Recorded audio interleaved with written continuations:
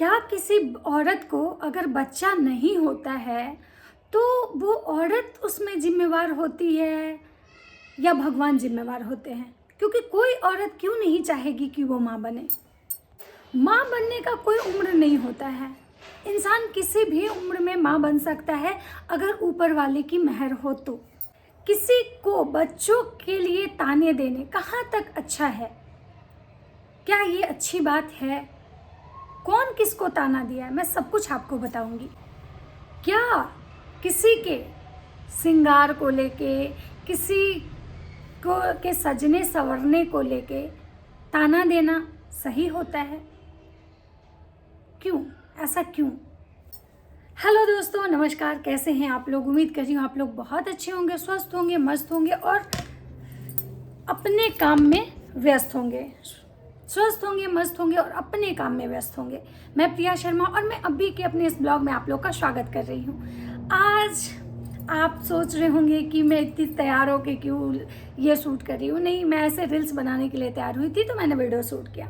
Otherwise मैं तैयार होके नहीं शूट करती हूँ। चलिए कोई नहीं, मेरी बातें छोड़ते हैं और आज मैं बात करने आई हूँ राज फैमिली की, श्रृंगार माता की।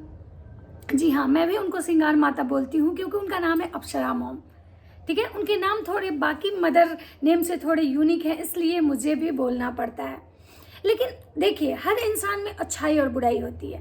मैं रिएक्शन देने आई हूँ, मेरी उनसे कोई पर्सनल दुश्मनी नहीं है, ना उनसे है ना उनके परिवार के लोगों से है। जहाँ पे वो जैसा करेंगे शायद मुझे बोलना चाहिए, क्योंकि इंसान को सिर्फ जवाब देना नहीं होता है।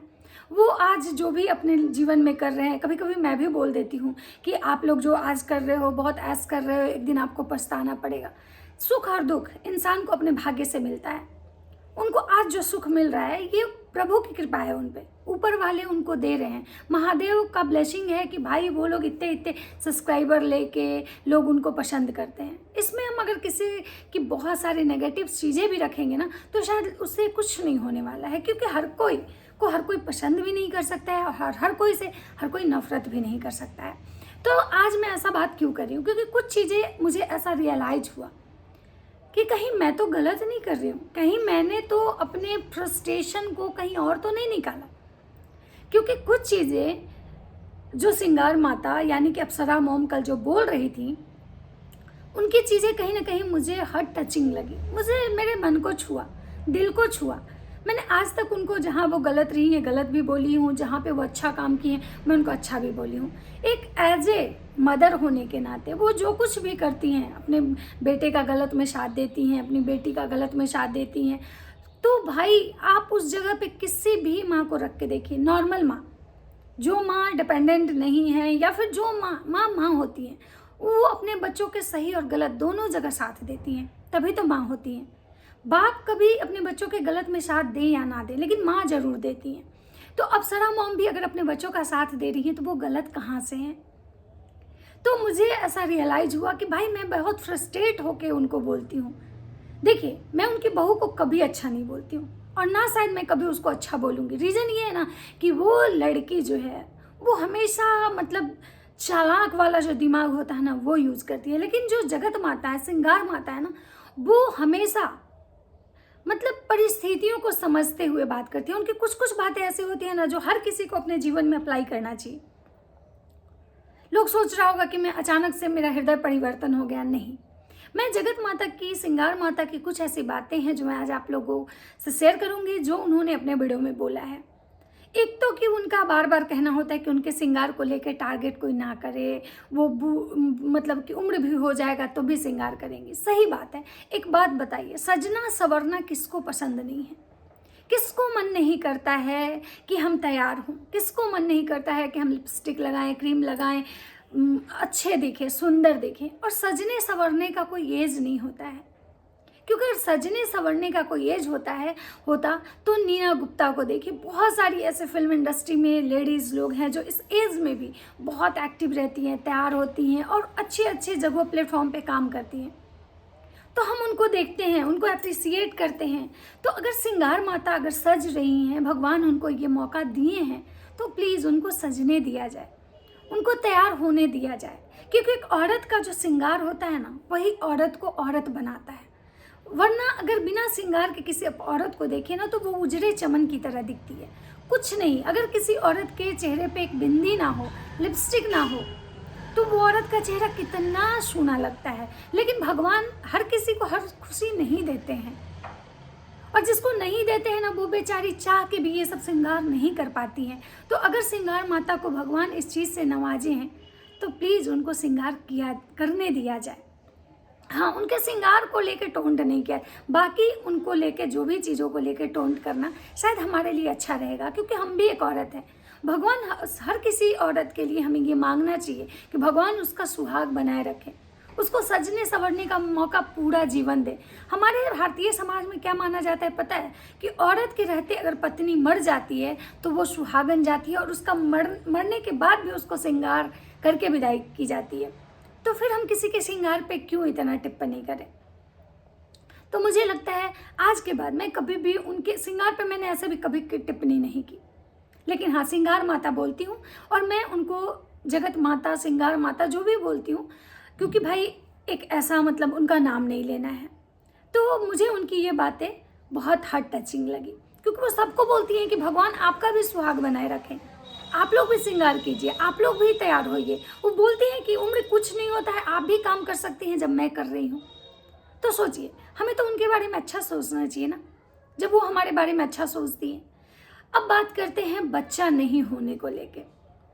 किसी ने उनकी बहू को कमेंट किया कि बच्चा नहीं हो रहा है, बच्चा कब होगा, नहीं होगा।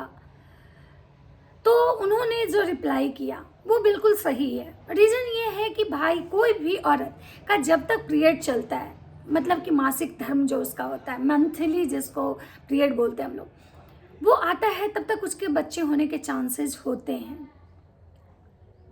उसके बाद बच्चा होना नहीं होना ये भगवान के हाथ में होता है। अब बहुत सारे ऐसे पेरेंट्स को देखे होंगे जो बच्चा नहीं चाहता है फिर भी उसको बच्चा हो जाता है। बहुत सारे ऐसे लोगों को आप देखे होंगे जिनको बच्चा चाहिए लेकिन बच्चा नहीं होता है।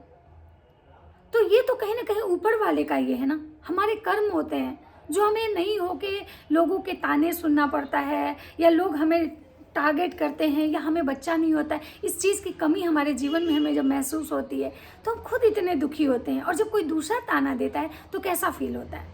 तो इसीलिए मुझे भी ये लगता है कि कभी भी किसी के बच्चे नहीं होने का ताना उसको नहीं दिया जाए। दूसरी बात, श्रृंगार माता कहती हैं कि भाई जब तक बच्चा होने का कोई उम्र नहीं है, ये बात बिल्कुल सही है कि बच्चे होने का कोई उम्र नहीं। आज तो साइंस डेवलप हो गया, IVF के थ्रू बच्चा होता है, 80-80 साल में लोगों को बच्चा होता है।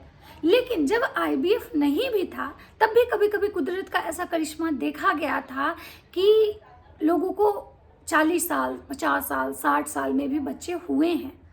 तो वो कहीं ना कहीं ऊपर वाले का ही मेहर है। तो बच्चा नहीं होने को लेके हमें कमेंट नहीं करना चाहिए।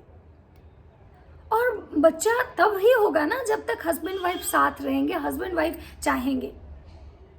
फिर दूसरी चीज़ है कि भाई अगर बच्चा होना होता, अगर उनको बच्चा होना होता इतने दिन में तो अब तक बच्चा हो जाता। अब तक शायद भगवान नहीं चाहे इसलिए नहीं हुआ। तो बच्चा नहीं होने के लिए किसी को कमेंट कर रहे हैं तो वो ये चोटें ना उसके दिल को लगती है, और इससे जब वो दुखी होता है ना तो ये चोटें भगवान को भी लगती है। और कभी कभी आप ऐसा भी देखे होंगे कि बच्चा हो जाता है, लोग उसको पालता है, पोसता है, किसी का 18 साल का, किसी का 20 साल का बच्चा, इकलौता बेटा मर जाता है। तो सोचिए उस माँ पे कैसे बीतता होगा, उसका तो बच्चा भी हुआ, लेकिन होके भी जब नहीं रहना रहता है तो भगवान कोई ना कोई रास्ता बना देते हैं उसको जाने का। बहुत लोग ऐसे एग्जाम्पल है, बहुत उदाहरण आपको समाज में देखने के लिए मिलेगा। तो किसी को बच्चा को लेके भी टारगेट नहीं करना चाहिए, हमें ऐसा लगता है, क्योंकि हम एक औरत है। एक औरत हो के औरत का तो दर्द समझ ही सकते हो ना। आप समझ सकते हो कि समाज में जिस औरत का बच्चा नहीं होता है उसको लोग किस नज़र से देखते हैं। तो वो औरत कितनी दुखी होती होगी, उस औरत को वो औरत क्या महसूस करती होगी। तो एज ए ह्यूमन बीइंग हम ये तो कर ही सकते हैं ना भाई कि हम किसी को बच्चा दे नहीं सकते हैं तो किसी को बच्चा के लिए ताना तो नहीं मार सकते हैं। तो अगर जगत माता ये बात बोल रही हैं तो ये चीज़ें कहीं ना कहीं सही बोल रही हैं कि बच्चा होने के लिए किसी को ताना नहीं देना चाहिए। इसीलिए मैंने आज ये चीज़ें मुझे थी जो उनकी कुछ कुछ बातें होती हैं जो बहुत अच्छा बोलती हैं, वो बातें सुन के किसी को सीखना चाहिए। जैसे वो बोलती हैं कि कोई गलत किया तो छोटे लोग अगर गलती करते हैं तो बड़ा लोग उसकी गलती को माफ़ करके अपना बड़प्पन दिखाएं। ये बातें भी कहीं ना कहीं सही है, क्योंकि अगर कोई गलती कर दिया, कोई गलती किया और उस गलती को अगर बड़े लोग निभाते रहेंगे तो शायद समाज में सारे रिश्ते खत्म हो जाएंगे, कोई रिश्ता नहीं चलेगा। क्योंकि कौन ऐसा दुनिया में इंसान है जो गलती नहीं करता है? गलती तो हर किसी से होती है, हर कोई गलती करता है अपने जीवन में। तो कहीं ना कहीं श्रृंगार माता की ये बातें भी मुझे बहुत अच्छी लगी। तो श्रृंगार माता का कुछ कुछ चीज़ ऐसा होता है जो मतलब कि अच्छा है, वो परिवार को जोड़ने का भी कभी कभी दिखाती हैं। रीजन चाहे जो ऑन कैमरा जो दिखता है हमें, उसी पे हम बात कर रहे हैं। ऑफ कैमरा उनका बिहेव क्या है नहीं है, ये दूसरी चीज़ कि मैंने उनके कुछ बिहेव पहले जो देखे थे, जिसको लेके मैंने कमेंट भी किया था, मैंने रिएक्शन भी बनाए थे। लेकिन आज जो मैं चीज़ें देखती हूँ, आज जो चीज़ें मैं उनका देखती हूँ, उनकी जो वो चीज़ें कहीं ना कहीं ये चीज़ें हैं जो कि उनकी अच्छाइयाँ भी दिखती हैं। तो देखिए, हर इंसान में अच्छा और बुरा दोनों होता है, और हमें केवल अगर किसी की आप बुराइयाँ देखेंगे ना तो इंसान हमेशा आपको बुरा दिखेगा। तो उसके दोनों पहलू को देखिए कि कभी वो अच्छा है तो अच्छा भी बोलिए, बुरा है तो बुरा भी बोलिए। और हम रिएक्शन देने आए हैं, उनसे हमारी कोई दुश्मनी नहीं है। तो हम वही बात बोलेंगे जो चीज़ें हमें दिखती है। जहाँ वो गलत होती हैं गलत बोलेंगे, जहाँ वो सही होती हैं हम सही बोलेंगे। आप लोगों को मैं इस वीडियो को ज़्यादा लंबा नहीं करूँगी। हाँ, फिलहाल इतना बता देती हूँ कि जगत माता, श्रृंगार माता जाने वाली थी कुंभ नहाने। उनको मन था कि वो अपनी पूरी फैमिली के साथ जाएं, लेकिन उनके लाडले वो तो हमेशा ट्रैक से हट के काम करते हैं और वो चले गए हैं अपने फ्रेंड किट्टो मिट्टो के साथ कुंभ नहाने। तो इसके बारे में मैं बाद में बात करूंगी। फिलहाल इस वीडियो को यहीं पे रोक देती हूँ और मिलती हूँ इसी तरह के नेक्स्ट वीडियो के साथ। वीडियो अगर अच्छा लगता है तो लाइक कीजिए, कमेंट कीजिए और मुझे बहुत सारा प्यार दीजिए। चैनल पे नए हैं तो प्लीज़ मेरे चैनल को सब्सक्राइब कर दीजिए और मुझे भी सपोर्ट कीजिए। राधे राधे।